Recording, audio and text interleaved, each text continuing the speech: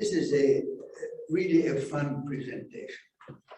I think we've had a lot of theory, and I think we might as well relax. And I'm going to talk in a very relaxed way. And I think we'll cover as much about marijuana as we can. So please remember, enjoy it. And let me tell you, if you want to stop me at any time, go ahead and raise your hand and stop me. And then those people, we have still around, I guess, somewhere between 40 and 50 people online. Please send your questions. We'd love to get your questions about that. There's a lot to know about marijuana. And I'm a biochemist also, as my PhD was in the metabolism of lipids, fats, and marijuana, we're dealing with lipid fat. So let me start with this, and I'll be talking about what is called the entourage effect of marijuana.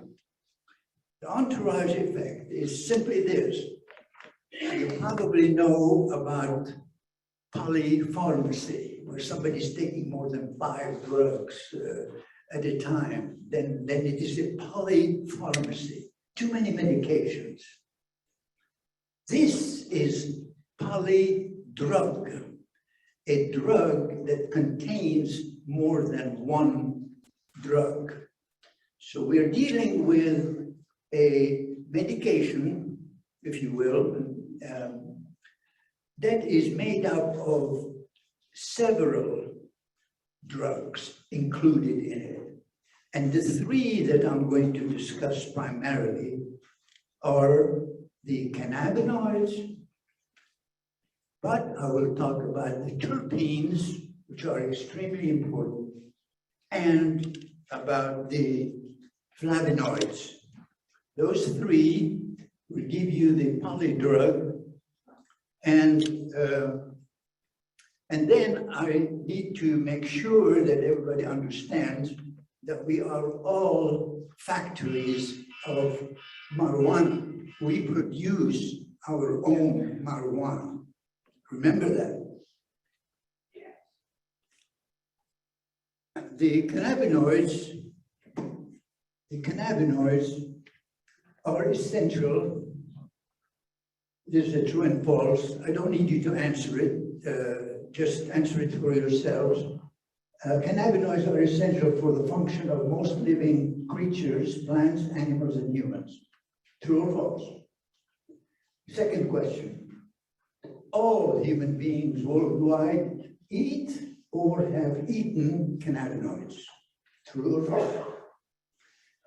Third, all human beings produce their own cannabinoids. Well, the answer to the 3 questions is yes. That is true. And sorry, we have to go back.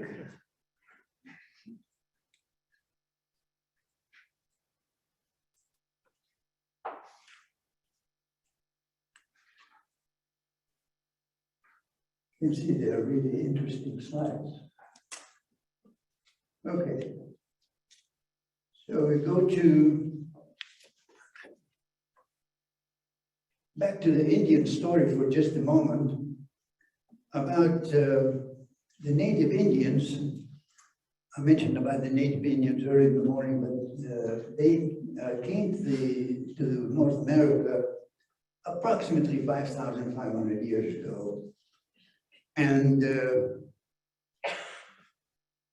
the Chinese, and they found in the tombs of Indians in North America, cannabinoids in the tombs.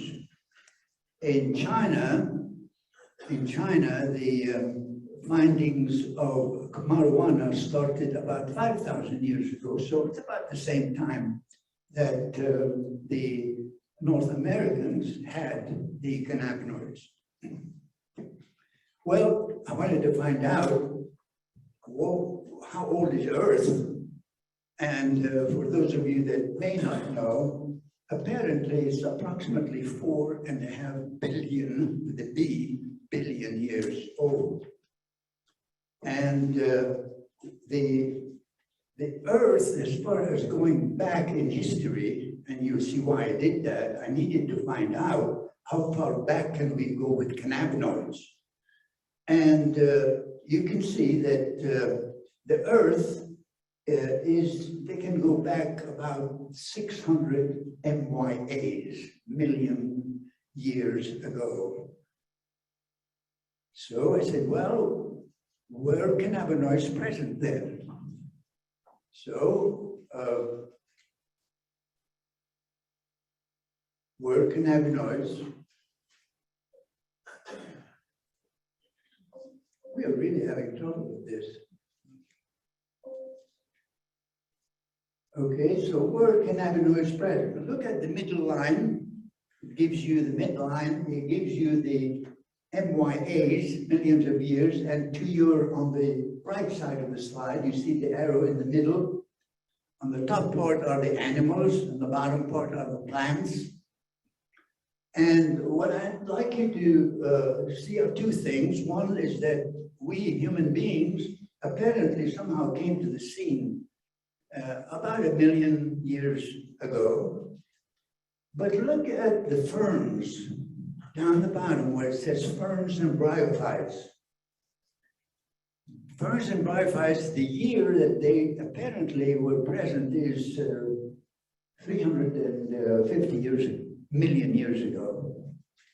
And what I'd like you to see are two things. Look at the compounds, the drugs that were at that time and that are still now present. Two drugs. One is called anandamide, and the second is 2-AG. Ladies and gentlemen, these are the two cannabinoids that we produce. They've been known since 350 million years ago. And you will go home and remember anandamide and 2-AG.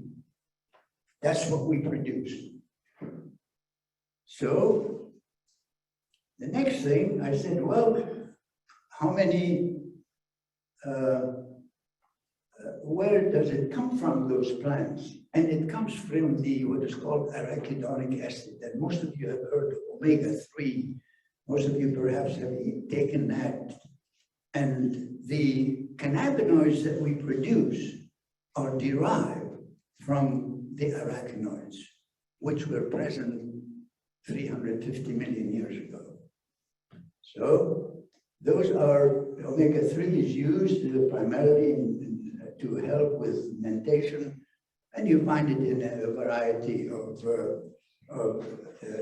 substances, but you eat salmon, and some people are going to eat salmon tonight, and that's good to eat. Well, then I looked the question, how many plants have cannabinoids? I think the short answer is every plant does have cannabinoids. And you can see here a host, now I'm not going to go over them, but there are lots of them. And beside cannabinoids, you've got what is called Cannabimimetic, and that's the terpenes and the flavonoids, the other two drugs that are present. Those mimic the action of the cannabinoids. So we have then cannabimimetic. They're not really imitators. Many of them have the same effect, as you will see, as the cannabinoids, but they just call them cannabimimetic because they don't have exactly the same formula, the same drug, but they act quite a bit similar. So the entourage then effect is if you can look at these three circles, you've got cannabinoids, terpenes, and flavonoids, and they meet somewhere in the middle. When you have all three acting together, that is the entourage effect. So if you go to a dispensary to purchase some cannabinoids, they'll talk to you about the entourage effect, and they talk about the terpenes and flavonoids now. It's not just cannabinoids. So now let's shift a little bit gears and say, I mean, why do we pay attention to only cannabinoids? Are there other drugs that act similar? Well, of course, there are lots of them. The ones that act similar to cannabinoids, they're called entheogens. The entheogens include the religious or sacramental drugs that are used for purposes of to meditate or try to come up with the healing of the people that try to use them. So these are substances that are now coming back. And the reason they're coming back is that marijuana is now being legalized in a good part of the United States. So one of the cannabimimetic drugs is the DMT, dimethyltryptamine. This is called a spirit molecule, and this is the most potent psychedelic known to humans. It's the most potent psychedelic. And it is used primarily in Peru, Bolivia, and Colombia, and it is used for shamanic purposes, religious purposes. The second drug is peyote. The Indians have used and still use peyote, and that is present. Is present in the peyote plant, and what is in it is what is called mescaline. And mescaline is a very potent psychoactive compound. What I'm trying to perhaps present to you is that we are paying attention to primarily cannabinoids, but we need to remember that there are actually other drugs that are being used, that some of them are even more potent, and that's the purpose. And the other purpose is that some people that may be taking some of these drugs, whether it's peyote or mescaline and others I'll mention in a moment, and then they go and try to get also cannabinoids, then you got a double whammy, and it becomes even more dangerous to do that. So peyote is used again for shamanic purposes. Native Americans are still using it. And there is the San Pedro cactus. This one here is found in the Andes Mountains in South America. And this one has both mescaline and 5-methyl, I'm not going to even say the name, but it has two compounds that are psychogenic. The other one is one that you all need to remember, particularly the doctors. This is the psilocybin. Psilocybin is the drug that is probably, and I'm guessing now, is probably going to be the drug of choice for people who are dying of cancer. Instead of giving them morphine to let them die of hunger, this drug, priscaline, has been studied at Harvard, at Massachusetts, and in California. And an attempt is being made to obtain FDA approval because it is great. It relieves the anxiety of people who are dying. They tend to eat. They die a lot more peacefully than just being given an overdose of morphine and then let them suffer, die because of hunger. Then they'll be asleep. They don't eat, they don't drink, and it takes a few days for them to die. This is going to be another approach to help the end-of-life people. Psilocybin is something to remember. And it is also used at Harvard studies. It is used for anxiety and depression, primarily depression, that does not respond to any other treatment. So this would be used only for depression if all all other treatments are not working, but it is still in the research phase and they're getting good results at Harvard. The next drug is Iboga. Again, we're still on drugs other than cannabinoids. The Iboga is, contains, again, a psychedelic drug. And another one to continue is the fly agaric, which is a mushroom. You're all familiar with the deadly mushroom. That's not it. This one has butanol. It comes out of one of the substances that's in it, and it is psychedelic. And then if you mistake that for the deadly mushroom, you can imagine what the consequences would be. So you need to be careful what kind of mushroom you get. Another one is the kava. It also has psychedelic drug, and then another one is the morning glory, and it has also a psychedelic drug. This one has LSD in it, lysergic acid, and LSD is something that can be produced synthetic, and it's well known for the LSD use in the Woodstock festival in San Francisco area. So now then, let's turn to the terpenes. Terpenes, there are some carnivorous plants, by the way. Anybody knows about that? Plants that are carnivorous, they have, you can see they attract the insects and eat them. So there are flavonoids, as I mentioned, in cannabis, and these, please look at the effects of the flavonoids. They're very similar to the cannabinoids, very similar. They include anti-inflammatory, they include, they protect, you can easily read that, mainly antibacterial. The plants try to protect themselves by having these substances, so they protect themselves from the environment, and they certainly can protect us as well.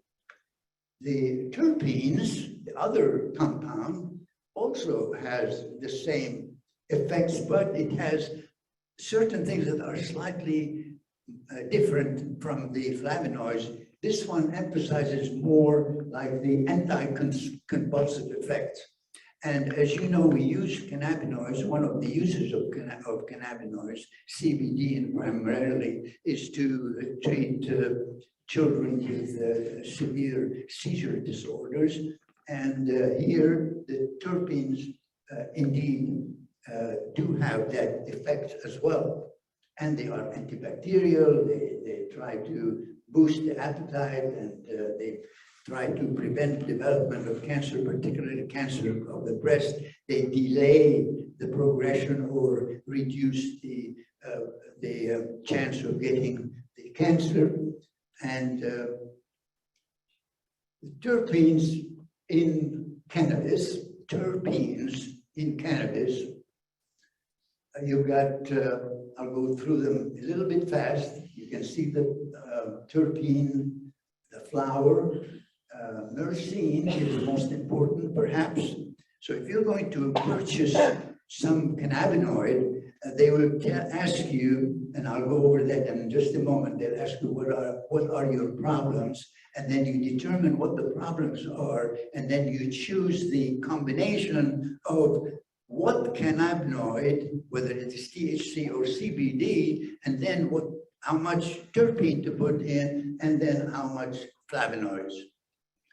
And myrcene is found in all these listed on the left side, from pine to juniper to sage, thyme. I mean, things that we eat every day or regularly. That's myrcene. Myrcene is probably top of the list of terpenes. The next, we find, well, where else is it found? Look where else. It's the mangoes, thyme, hops, lemongrass. It's found everywhere. So all of us are eating daily extra supplemental terpenes in addition to what we produce in our body as cannabinoids. It is found, in fact, they tell you, would you like a lemon taste? You want limonene, you can get that. Would you like pinene? Would you like a pines? And the myrcene gives the flavor. Flavonoids gives the color. So they tell you, oh, they tell you in dispensary, if you go to dispensary and listen to some of the people that know quite a bit about it, they say, well, the myrcene or the terpene gives the personality, while the flavor gives it the color and the attractiveness, so to speak.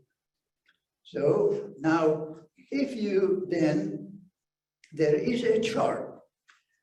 Should you or your patient, it's really more important for the doctors to know that this is available, and that's what they wish to advise the patient. And I think that we will hear, hopefully, from the director of the Oklahoma Medical Marijuana Authority, who's with us today, and from Mark, that you heard earlier, is we are really dealing with doctors who are going to prescribe, prescribe some drugs. That's the ones that are approved by FDA, but also recommend others. But if you're going to recommend something, you have to obviously do an exam. You've got to find out what the patient has and then try to recommend. Well, what would you recommend? You look at what is available as charts. This chart here talks about the terpene, and you can see that if, depending on the illness, then you can choose a particular terpene. So first thing you want to know is that you have to look at certain charts to find out what is the best recommendation that should be given to the patient, and what is available at the dispensaries are what are known as these charts. These charts, I'm sorry, it's a little bit too small, but you can look at them. They are available online, many charts like that. It tells you if somebody has a particular illness, which drug and which dose and which combination. Now that's going in depth. You don't want to give too much to the patient, and you don't want to give too little either. You don't want to give one substance at the exclusion of another if the other does a better job. So it becomes very important for the physician before recommending, remember the physician gives an informed consent. Well, the physician has to know more than the patient, and the patient will decide whether to accept or refuse. And so it is extremely important for physicians to understand what the polydrug is and what should they look for, and make sure that they don't get in trouble for that. So that's very important. And I think that it'll take a while before our physicians become truly familiar with the polydrug and know exactly how to give it or recommend it. There is one for CBD, and it tells you how much CBD to give for a particular illness. If somebody is having anxiety, there is a different amount and a different combination. So there isn't just one CBD or one THC. There are combinations of different cannabinoids. So cannabinoids, I've talked about terpenes, I've talked about flavonoids. Now, let me get you a little bit in depth about the cannabinoids. Exocannabinoids, remember we produce our own, they're called endocannabinoids, as written down the bottom. But the exo means outside, exocannabinoids, they're the supplemental cannabinoids. So we get either, we get it from plants. If they are from plants, we call them phyto, phyto means plants, plant phytocannabinoids. If they are synthesized by a company in a laboratory, we call them synthetic. So they are produced in a manufacturer's place. So we have then two types, exocannabinoids, the phyto and the synthetic. And how many cannabinoids are there in a plant? There are well over 100. And what the doctors need to know are the ones that are currently known and produced and are recommended by the dispensaries. Right now we have, you can see 12 different cannabinoids. You probably have heard of THC and CBD, and THC is the one that is psychedelic, and there are a couple of others that may have a psychedelic effect, but the majority of them have different effects, and there are different substances.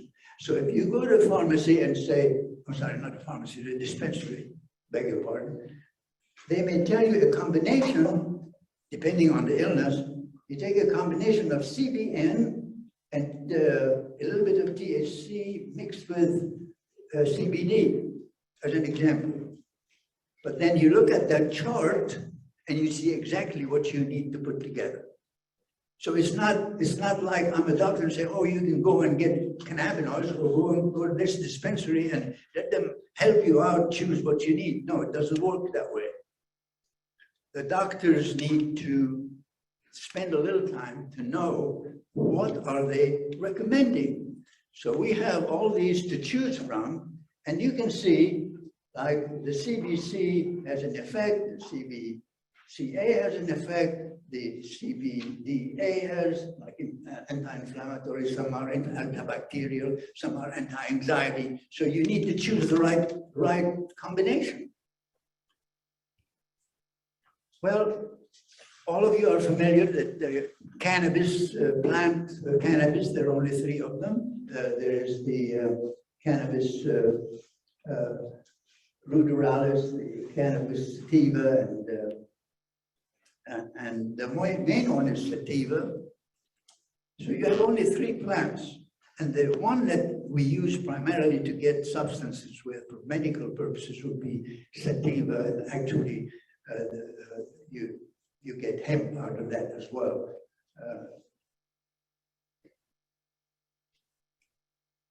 You make rope out of that. You make sunglasses, sky goggles out of the hemp. You make paper, fiber, clothing, jewelry. You make composites for cars, and primarily food. They were used mainly for food purposes, and the oil that you get out of hemp is very important for cooking. And it's used for building materials. Hemp is used for doing nanosheets. Very important. They're used for reclamation of soil. And many nutritional products, they're used even for 3D printing filaments. But our concern today is THC and CBD, so I'm now limiting it to 2, just for the sake of discussion. Here, what happened is that the FDA has THC still at the present time as a Schedule 1 drug. But please remember that the FDA has indeed approved some drugs that are used by doctors, and they are listed for you here: Marinol, Synderol, Sizamed, and Epidiolex. These are used for sundry purposes to help people who are not eating. There are people getting HIV patients that had problems, children with seizures, and so on. So there are specific rules as to what you can use those for.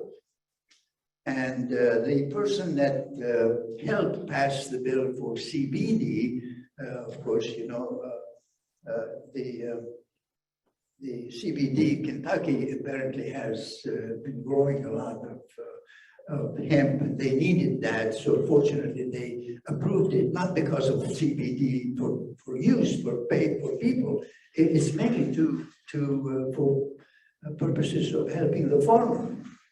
And then the next thing was the MORE Act that was passed in 2019, and in that the Marijuana Opportunity Reinvestment and Expungement Act, and that was passed by the House.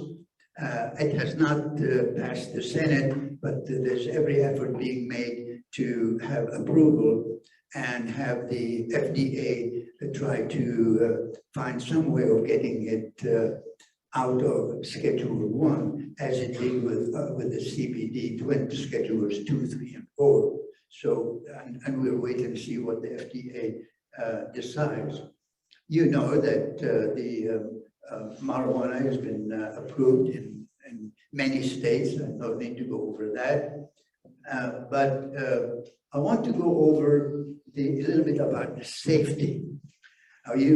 So I've gone through the polydrug, how many drugs are in that pill, then what combination you need to think about, and now what are the side effects when you give the drug, polydrug. Here, first, the difference between, for those of you that may not know, the difference between hemp and the marijuana is that hemp, as you can see, has less than 0.3% of THC in it, so it has very minimal amounts. While, as mentioned earlier by Mark and I think Corium mentioned earlier that there was, when you look at THC, in this case they have 4 to 35%, and some are producing actually THC with higher concentration.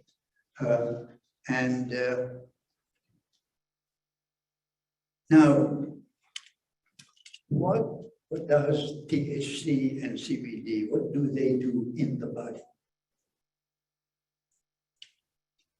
The nerves send in signals, we call them messengers or neurotransmitters, from the brain down and tell us to raise your arm, move your arm here, look to the other side. I get orders from my brain. What the CBD and THC does, if I send too many signals, for whatever reason, they regulate what is sent out. They work to stabilize me. That's called homeostasis. So they work backwards. They are produced and sent back to say, like a traffic cop, hey, you're sending too many signals. And the signals that most of you are familiar with, like dopamine, adrenaline, noradrenaline, you probably have heard of these, some of them you may not. And one of them is the endorphins. Endorphins, we produce our own morphine. We produce endorphins. And, but these can be regulated. So the most important system in the body is the endocannabinoid system. Let me repeat. The most important system, neurotransmitter system in the body that regulates all functions is the endocannabinoid system. That is why it has an effect on the anti-inflammatory, on the breast, on the cancer, on the immunity, on the pain in the joints, and on and on and on. So it has a multi-effect.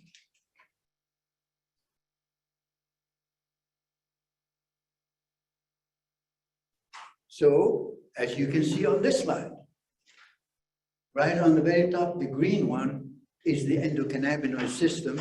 We have all the other systems in the body, whether it's the skin, the heart, the GI tract, reproductive system, and all systems, they're all regulated by the endocannabinoid system.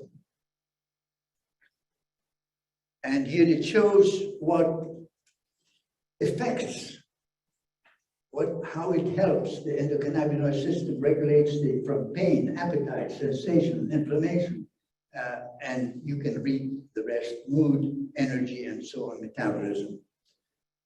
And that is why it becomes even more important to know what you're giving in the polydrug, because you want to target the problem.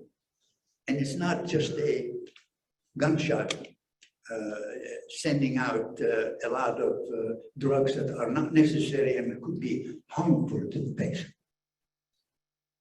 Okay, so the endocannabinoid system, then, this is our system that produces endocannabinoids. And as you can see on the left, on the right-hand side is the cannabinoids. They are the traffic cops.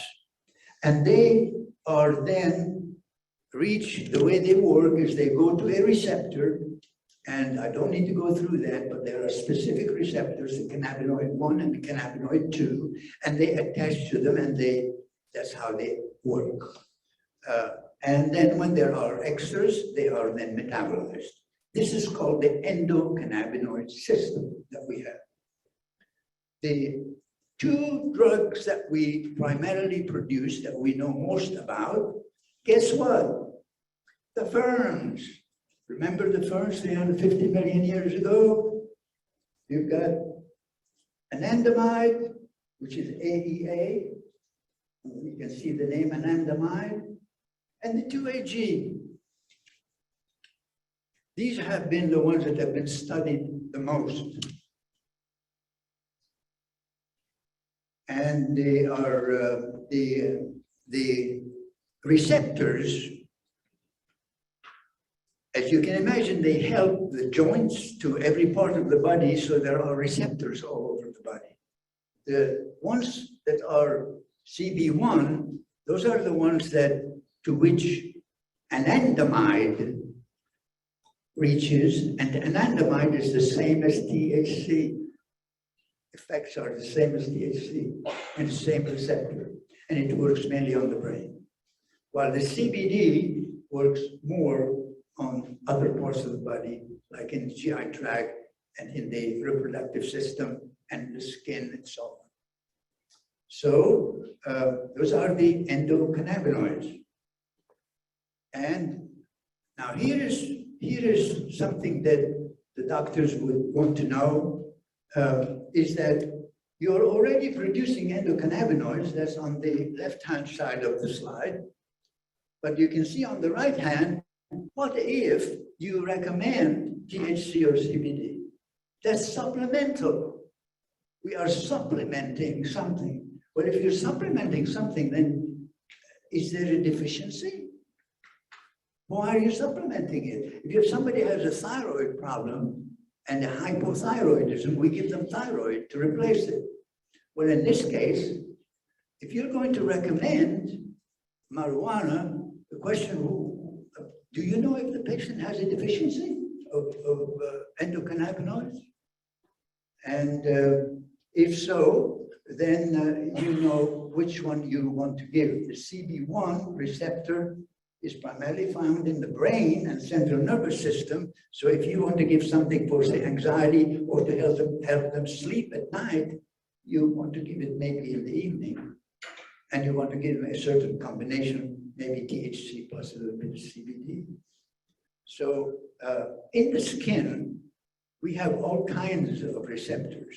And some people ask, what if I put the medicine on the skin? Well, again, remember, there are receptors everywhere. And the same thing happens. It goes from the skin up the spine to the brain, and then it comes back with a signal as to what to do. And that's how it works. The cannabinoids modulate the whole system. And because of that, it affects numerous systems. And it's been recommended by many respectable organizations, like the one I'm quoting here from the National Institute on Alcohol and from the Institute of Health in Maryland. Here they recommend that it can be used for sundry purposes, from diabetes to metabolic problems, to psychiatric problems, and so on. Now that, it can be used for the purposes listed below, and I don't need to go over them, it's just that it works on a number of parts of the body, and that's what you need to remember. So, okay, if I'm giving somebody a lot of extra supplemental cannabinoids, what am I doing? I'm going to reach a point where the patient becomes ill. And there is this syndrome, which fortunately is rare.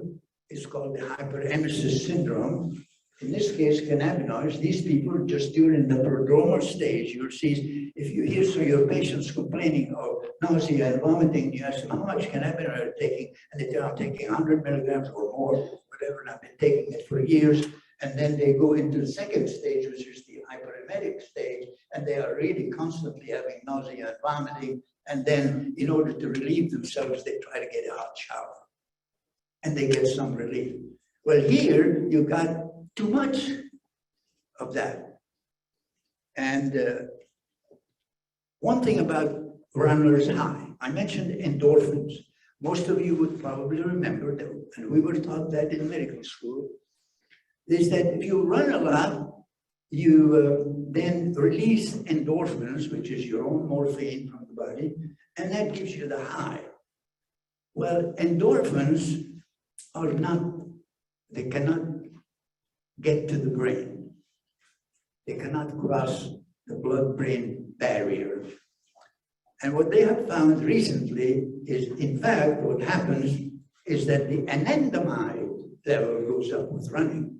And the anandamide can get to the brain, and that's the one that has the THC effect. So your runner's high is not from endorphins, but it is from the anandamide.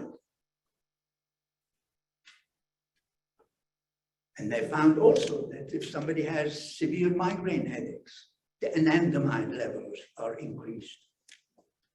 It is used for ladies that have menstrual pain, and it's been used for many years before, and it really helps. It also helps the women as far as their libido, but primarily it is used for premenstrual pain, and it really helps, and it can be given intravaginally. So the one thing that you need to know, men need to know, it improves the libido in women, but studies have been reported last year that if you give it, if you recommend the marijuana to males, their ED doubles, the erectile dysfunction doubles. You don't want to do that. The males, your male patients may not like it. CBD can be used in behavioral symptoms. I was working in nursing homes, and nursing home patients get stiff, and they're really helpful for releasing the muscle tension and also helping the patient sleep. It calms them quite a bit. So in those, but you don't want to give them too much though. Now it is used. Now let me talk about some of the problems that we would have to consider if somebody has heart disease, or if they start complaining of palpitations or rapid heart rate, tachycardia, or even some of them have lower blood pressure. And because if they smoke, they may have bronchial problems, lung problems. They may even have more anxiety than regular. And so you need to really look for the side effects of these. And then the anesthesiologists know that if you get somebody that is on marijuana, and Dr. Richard Kelly is here, and anesthesiology can tell you that he needs to watch those patients that are on marijuana before, the way he would induce them to get them anesthetized, and they may run into problems with that. So maybe he'll comment later on that. The other things, there are chronic long-term effects of the marijuana. And I'm talking mainly about marijuana because these are the studies that we have now. We do not have the polydrug effects long-term yet. There will be studies, we'll learn more about that.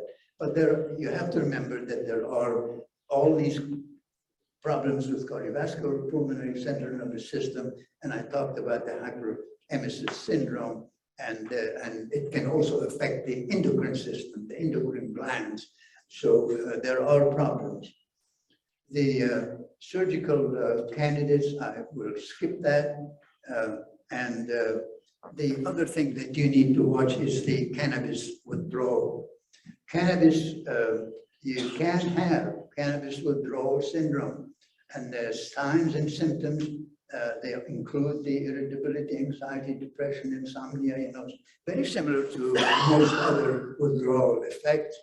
And you really need to, if you know a patient who's on large doses, don't let them just say, stop it. You can't do that. You got to do it slow. The drivers, we have to be careful, and we gave you the textbook that you received. Please look at chapters 19 and on, and they talk about the opium, about the marijuana, about the drivers, and so I hope, and that's why we gave them to you. It's like it's partly the syllabus for what we provided. The weed side effects, I want to emphasize teenagers. The brain develops until about age 26, and you want to be sure that adolescents do not get the drug before they reach 26. They will probably have mental problems if they do. And then another one that I want to mention is infants. When a woman is pregnant, the fetus has a high concentration of CB1, the receptors, so they are growing, and giving the marijuana, it will cross the placenta, goes to the fetus, and really hurts the fetus. So you have to be careful with that. Also, when the woman is breastfeeding, again, the CBD and THC will cross into the milk, and then the baby will get them, and that will really hurt the baby. So that should not be done. So be careful with these. And then I'll mention damages to the lung and nervous system. And I want to end with something that is light. How many of you like chocolate? Let me see. How many eat chocolate? How many? I guess all of you do. Okay, I love chocolates. And perhaps some of you saw that movie, or two movies. One of the two movies. One is called Chocolat, and the other is the Charlie and the Chocolate Factory. Those were about 20 years ago. And one thing that impressed me when I teach, I've been teaching for the past 30 years on cruise ships, and we give similar seminars, teach doctors and lawyers and nurses healthcare law. And early on cruises, what they used to do is midnight, one of the nights out of the 7 that the cruise is, they have, you can't imagine the chocolate that they put, the whole spread of chocolate. And I couldn't figure it out. That was a long time ago.